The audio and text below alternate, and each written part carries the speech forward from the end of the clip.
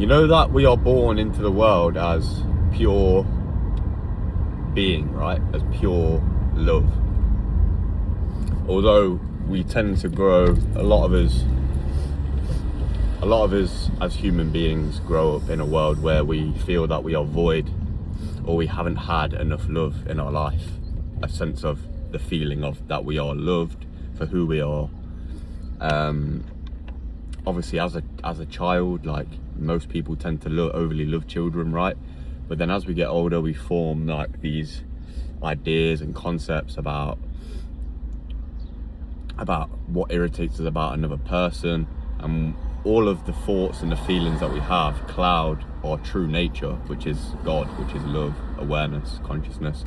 Again, these are all concepts and labels to explain something that is really very simple and kind of unfathomable, really, to be honest.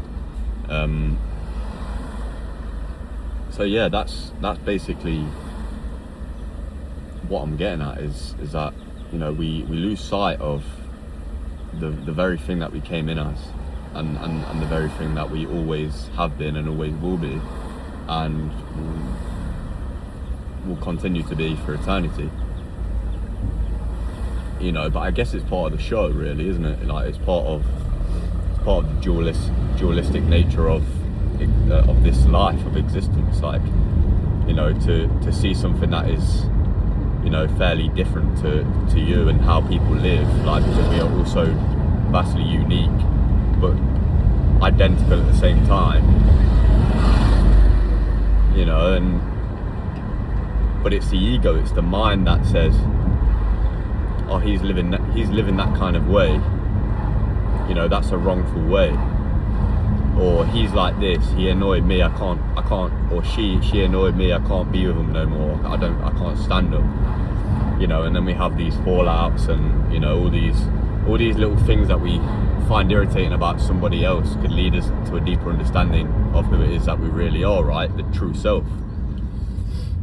If we observe and become aware of the fact that we are not who we claim to be.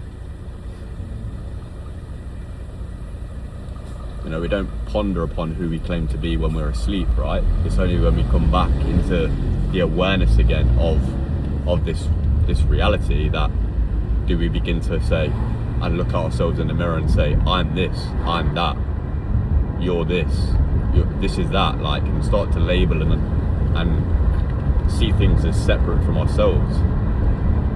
But when you understand, and well, I mean, I don't really know too much about it, like quantum physics, like energy is just 99.9% empty space. It's made up of atoms and electrons, right? Like, I don't even know if I'm talking some gibberish now, but probably.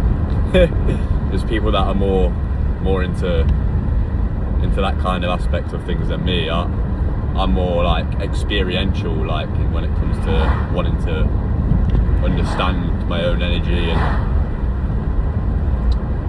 what energy is in general, which is, to me, from based off my experiences, is that we are everything but also nothing simultaneously. Like, it's a paradox. Like, we can't even fathom what it is that's going on. We can only experience it and just exist. That's a new term I coined. Rather than existing, we exist. We bezig. Oh man, what a time to be breathing. What a time to be breathing. Today it's not so freezing.